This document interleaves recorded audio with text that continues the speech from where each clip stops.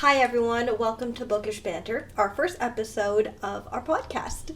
Join us on our book chats and banter. Today we are talking about The Burnout by Sophie Kinsella. I really like the banter between Finn and Sasha. I don't know, I felt like it was really relatable.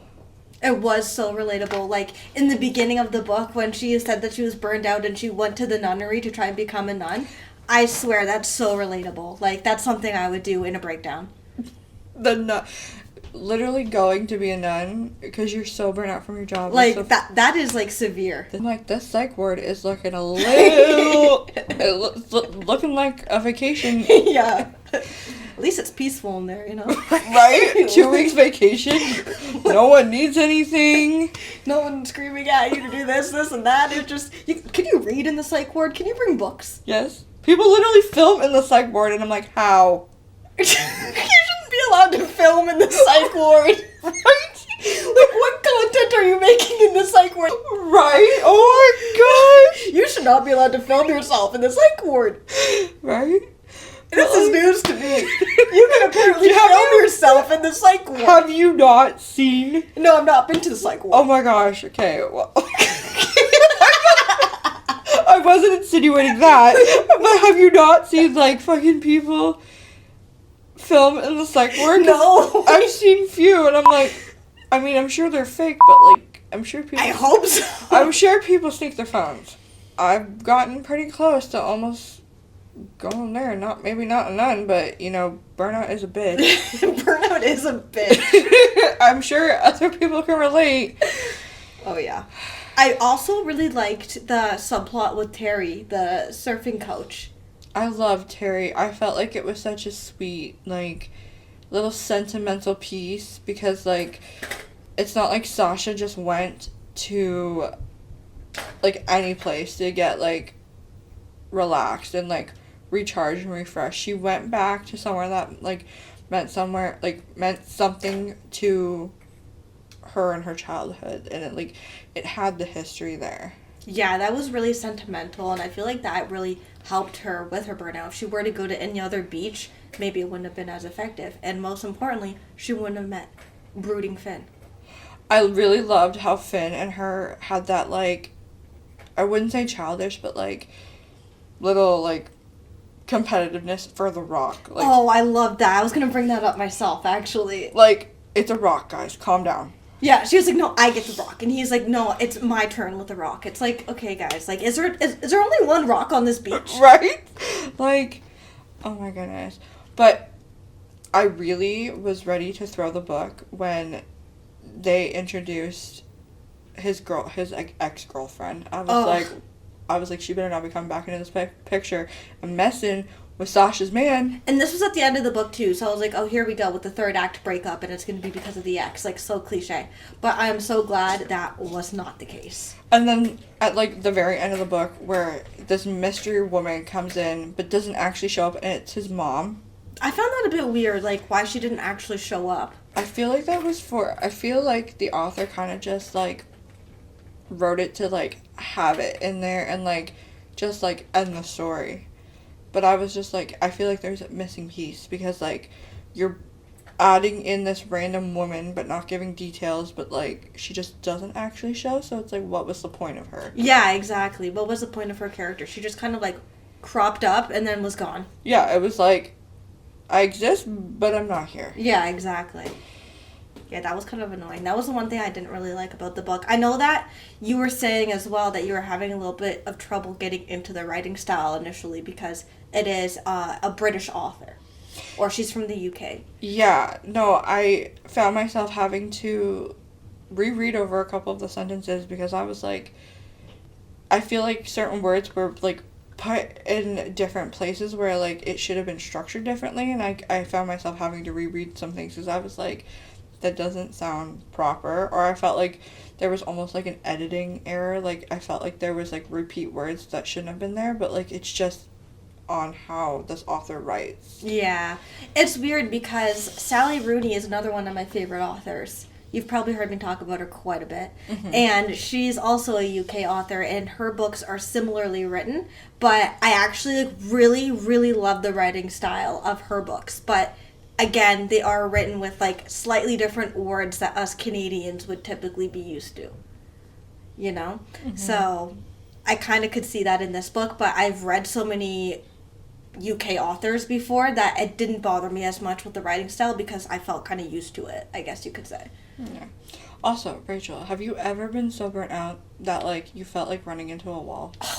You don't even know how many times I've contemplated that. I actually laughed out loud when she when she ran into that wall.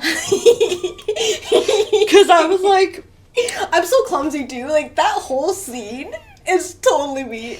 I was like, there are some days where I'm like, I want to run for the hills, and I feel like that wall would be my roadblock. Be like, nope, With reality my luck? check. Yeah, with my luck, bang, right into the wall. I did love, too, how, like, within the whole plot and, like, the whole story of, like, Sasha going back to Rylstone Bay, that being, like, a childhood memory for her, they had a, like, little subplot of, like, an accident happening. Where it was like, okay, it's not just her going to Rylstone Bay and getting, like, her recharge and reset. It was, like, this event took place, and, like, it was, like, coming back to her. And then her and Finn realized they've pretty much grown up together. Yeah, that was weird how they realized, like, he used to go to that beach when he was younger, and so did she, but they never really connected before now. And they only put the pieces together based on the accident. Yeah. That, like, almost caused, like, the whole beach almost to shut down. Like, it was a really crazy twist in the book, which it was really interesting. I felt like every chapter was its own story, but it all came together within the whole book. Like, every chapter was, like, its own scene, its own little story, and, like, it kept me wanting to read more. Yeah, this book actually did have a lot of short chapters, but they weren't too short. Like, they naturally ended in a way that it was, like, end scene. You know what I mean? So it didn't feel too choppy or anything, but it did allow the plot to move along a lot quicker, I found. No, I definitely found that, like, every chapter ended so nicely that it, like, transitioned into the next story, and, like, it didn't feel like it was a different story. Like, it didn't have anything to do with the chapter after. Like, it all flowed very nicely. It did flow really nicely. I also found that the messages that they were receiving on the beach in the sand, I found that was actually an interesting touch to the story, because this story, it was about the romance and the banter between Sasha and Finn, but there was so many other subplots, like, interwoven into the main plot, and it just felt really interesting to read about something other than just their relationship. Like, yeah, sure, that was interesting on its own too, but I was really captured into the story from the subplot, like the mysterious messages that they were receiving on the beach. Like, I was thinking, like, who was doing this? Why? What's behind it? So that also kind of kept my attention and kept me wanting to read more in the book too. It actually really threw me for a loop when it came to be revealed that it was Terry's daughter, who was, like, very, like, shy and reserved, that I was just, like, when it was revealed it was her, I was like, that was not at all what I was expecting. I actually was expecting for it to be that, I can't remember what her name was, but the one character that came back and was claiming that, like, they were the famous couple in the Mavis Adler's thing, like, the famous, like, Young in Love thing. And I was, like, getting heated when she came in the story, because I was like, oh, that is Sasha's territory. Do not creep up on our man. And, like, stay in your lane, bitch. And, like, and Sasha was just, like, trying to be so strong and was like, no, you can go off with her and meet Mavis Adler. If that was my man, I'm like, no, I'm coming with you. I would not let my man go alone. Wherever you go, I'm coming too. I'm not leaving my man with her. Exactly. Like, absolutely not. I didn't, like, I don't know, the vibe I got from her was like, oh, I'm gonna swoop in and, like, flirt with your man, and I'm like, oh. I know, she was literally triggering me so much. I'm like, Her, like, I wanted to throw my book and yell at my book and be like, no, don't touch him. Like, I felt for Finn when she came back and, like, admitted to him that, yeah, like, you were the one in those photos this whole time. I know. And I feel for him because he didn't know what to feel. Like, he was like, what? Right? And, like, she's only telling him because now she's getting divorced. Like... Yeah, how convenient. It's like, what were you hoping for? That you were just gonna magically fall in love? Yeah. And then be, like, the young at love couple and, like, be famous again? Like, I don't know. I really did. I didn't think I was gonna enjoy this book as much as I did. I actually only picked it up because I related so much to the title. But I really did enjoy the whole enemies to lovers kind of trope. That seems to be kind of, like, the mood that I've been wanting to read. What do you think, Rachel? I read a lot of romance books, as you know, and there's, like, so many different tropes. And I gotta say that the enemies to lovers is one of my favorite. And also, he falls first is another one of my favorite tropes. But enemies to lovers is just, every single time, it just hits, you know? What did you think about when it came to the realization that Finn was the guy on the train that yelled at that toddler? Yeah, so when I heard that, when I first met Finn in the beginning of the book, when he yelled at that toddler, I automatically hated him. I hated him with all my guts. I was like, this character, I'm going to literally loathe. I get it, because I get overstimulated so easily, but it was just so funny to me, because I'm like, you gotta be some, like... You gotta be some jerk to do that you to have to be, like, bus. yeah, like, not even another adult, but a toddler. Like, someone that can't defend themselves. So I thought like, it was kind of funny. Toddlers are annoying, I get it, but, like, you can't just be rude to a toddler on the bus. No. And it was so funny how it was, like, a full circle moment when they both were at Ralston Bay and she realized, oh, that's the asshole from the train. And then it divided all, like, the hotel staff, where it was like, oh, they can't be anywhere near each other. Okay, I love the hotel staff, but I also hated them at the same time. Like, I understand that, like, they were so dramatically written. It was obviously for comedic effect, but oh my gosh, could they have gotten any more annoying? Cassidy was way too over the top for me. Would you like a melon plate? Like, no, I wouldn't. Or, do you want one of my thongs from Etsy that I'm making? The thongs. And I'm like, if the hotel was as professional as it was claiming to be in the book, it's like, that's the first face you want to see in the hotel? Is some chick making thongs for Etsy as a side hustle? Yeah, I mean, and then you're apologizing because you don't have noni juice on hand, but we have a thong maker. Noni juice and melon. Sasha was so sick of seeing melon by the end of that book. I know. She'd probably never eat a melon again. I'm surprised she didn't throw it. I know. I would have. Bro, take your melon plate. Like, I'm sick and tired of looking at melons. Like, I'm surprised she didn't tell Nikolai to shove his melon plate up his ass. Like, I would have told Joanne. I know. At her company, Zeus, to shove that fucking mood board up her ass. I know, right? What's with the mood board? Like... I did really like the mentality of, like, trying to boost staff morale and, like, staff mental health, but, like, I feel like all Joanne did was, like, shove it down Sasha's throat, like, just, like, how I want to shove her mood board up her ass. She just shoved it down there. And it's like... Yeah, that's not the right way to go about it from an HR perspective, I don't think. But also... reading the book through and through with the way the CEO randomly found her.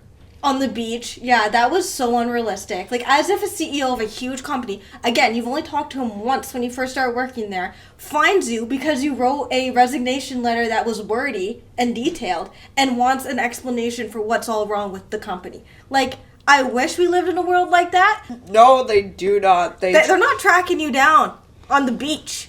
They claim they do because they want to look like they're doing something, but they really don't. They won't do anything. Well, first of all, you know, if they had this mentality of we care so much about the employees to the point that we're going to, you know, track them down on the beach, then why is the morale in the work environment so toxic to begin with? But I want to know, how the hell did he find her and know where she was? Yeah, you know what? That part was, like, I don't know, that was borderline stalker. Like, okay, you got to the hotel and obviously the staff told you, oh, she's probably on the beach. But how did you know where she was at the Ralston Bay? Like, how did you track that information down? Like, that's kind of weird. And it's like, no CEO is that, like, empathetic where they're gonna sit there and let you, and listen and let you bash their family members, like his brother Asher, who just seemed kind of useless and, like, was given a position of power because they're family. But, like, also, too, it's like, you came to track her down at the beach, but, like, you wouldn't give her 5 minutes in the company office. Yeah, I know. That's what I'm talking about. Like, it gets to this point, and now you're going to talk to her. Like, if you had this mentality of caring about your employees to begin with, I don't think she'd be burned out. Yeah, and, like, and then even giving her her job back and, like, kind of sticking it to Joanne, because Joanne's low-key a bitch. And, like, she turns Zeus almost into, like, a health and wellness kind of, like, place where it's like we're all about staff mental health, and it's like, that's great and all, but, like, that's not all we're here for. Yeah. Like, yes, that's very important to keep staff, but, like, you're here to also do a job. Yeah. But, like, I also feel like Sasha would be the best person for that position because, like, she felt the burnout herself. Yeah, that's why I think the resolution of the book, like, in a way, it was unrealistic, like, with the CEO coming to find her on the beach and, like, hear her out or whatever. But at the same time, like, her getting that other position that was, like, much more suited to her and everything else, and less likely that she'll be burned out from, I thought that was a really, like, satisfactory ending to the book. Oh, I definitely agreed. And I was kind of hoping, like, you know, for myself or, like, anyone else that's been burned out before in the past, that they would also get a resolution or a solution to their burnout, because honestly, burnout sucks and it affects every aspect of your life. I need a break. Yeah, right. You need a break is what you need. Especially when you're that employee that, like, does their job so well, so they're going to be like, okay, we're not going to pay you extra, but we're going to task you more with more work. But God forbid the one that's hardworking sits down for a minute. Everyone's like, those are any final thoughts that you want to give this book? I honestly really like this book. I recommend it to anyone who feels burned out, which I imagine is a lot of people with this economy. Oh, 100%. So I know people our age have like 3, 4, 5 jobs. Like, I have one and I'm tired. I'm tired. So I don't know how people have 5 jobs. So I'll say this book is really relatable. I absolutely love the dialogue and I love the enemies to lovers. So if you haven't read this book yet, I don't know what the heck you're doing, but you need to go. You need to go pick this up and you need to read it. This book was, like, really good for, like, the young adults that, like, because there is some spice to this book. But not too much. It's kind of closed door spice. Like, that's what I liked about it. Like, it alludes to the scene. You know what's going to happen, but then it cuts the scene. Like, I feel like this is not for teenagers. This is for, like, the typical, like, burned out, like, young corporate person that needs something to feel, like, relatable to. And also, it will give you a laugh. If you're feeling down in the dumps because of work, you will laugh at this book, and it will make you feel better. Also really liked how I don't think they really, like, called each other boyfriend, girlfriend. I feel like the relationship that transpired between Sasha and Finn was very natural within their banter.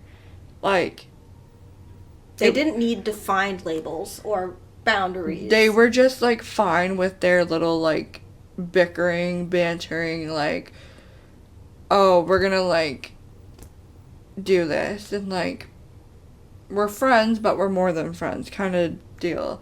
And it was just, like, it was very natural and not forced, and I really liked that, actually. Do you have a favorite scene from the book?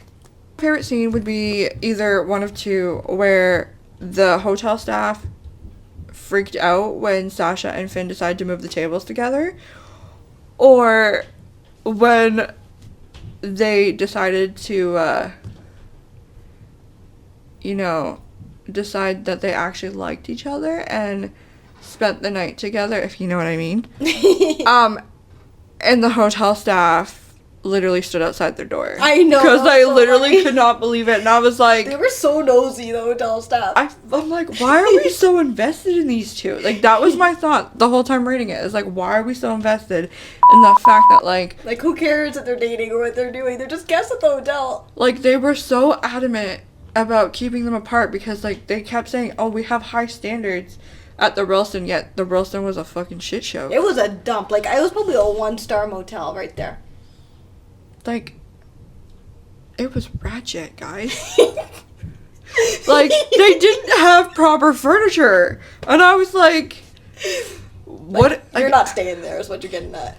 And then, like, the lodge houses were inhabitable, but, like, you could stay in there to see the beach. And I was like, if you can't live there, why are you in there? Yeah, I wouldn't go in there.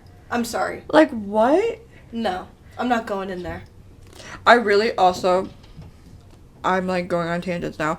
I really loved the whole health facade that Sasha led, where she was like, yeah, because of my... What did she call her mom? Her personal assistant. Oh, her PA. Her PA. I really liked how she kept this facade of, like, noni juice and melon plates. But, like, then her dirty little secret was... Finn discovered where it was like these chocolate bar wrappers and all this. That was so funny. That was one of my favorite scenes when Finn discovered she wasn't actually a health nut and she actually was kind of the opposite because she was deprived of all the good foods for so long because she's been surviving on melon plates and noni juice. And when Finn realizes that she has all these wrappers, that was hilarious. And he was like, I knew it. He had no words, guys. I didn't think this man could be speechless. Until he saw the ice cream containers. And then I think it came to the realization that Sasha was just a regular burned out human like him. Yeah. I'm still dying. No, you know what my favorite line and like scene was the fact that someone made Finn want to punch a vending machine. That killed me, guys. I actually laughed out loud. And I kept texting Rachel. I was like, this girl makes me want to punch a vending machine. Like, yeah, I remember those texts. When the random girl trying to, like, threaten Sasha and Finn's relationship, I was like, oh, I want to punch a vending machine. Or I want to fight a ficus. Yeah. Like, just the way Finn reacted because of his burnout and, like, the breakup. It shows how, like, different personalities deal with burnout in different ways as well. Yeah, no, 100%. Guys and girls completely deal with it differently. Or the fact that, like, she eavesdropped in, like, the sand dunes or whatever it was. Oh, and then she heard all about his, like, behavior at work.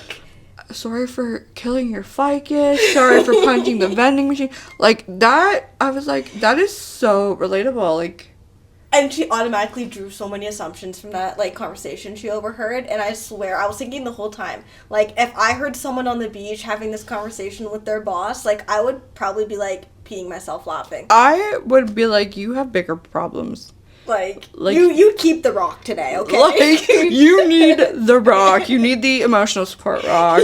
I believe we gave it a 4-star? Yeah, I gave it a 4-star. I think you had mentioned that you wanted to give it 4 stars. So I think collectively we can agree 4 out of 5 stars for this one. Yeah, no, definitely. I think, like, our only really big issue was like, the cliche and unrealistic solution to the whole... CEO situation. The CEO. Yeah, I wish that I had a CEO that would find me on a beach and be like, listen, I want to hear you out. Because that would solve so many problems. Especially with that large of a company. Like, I could see that for, like, a smaller company because, you know, closer knit. But a big company, like, think of something like Walmart. Would the CEO of Walmart come to find one employee on the beach because they were unhappy? And it's like, why are you seeking out that one employee? I'm sure she's not the only one burned out. No, considering in the book, Sasha had to actually pick up the slack of, I think, of another employee because they decided to leave, and it's like, why didn't you go after that employee? We'll never know. Yeah, that was the only issue I had with the book, too. Other than that, it was really good, and I loved it. Yeah. Well, thank you for listening to the first episode of the Bookish Banter podcast. I'm Bailey. And I'm Rachel. Thanks, guys, for watching our first episode on the Bookish Banter podcast on The Burnout by Sophie Kinsella. You can find the full episodes on our YouTube at Bookish Banter Podcast with 2 T's on YouTube and on Spotify at Bookish Banter. So stay tuned for our next episode on Say You'll Remember Me by Abby Jimenez. Spoiler alert, we both really love this book. Alright, bye guys. Bye.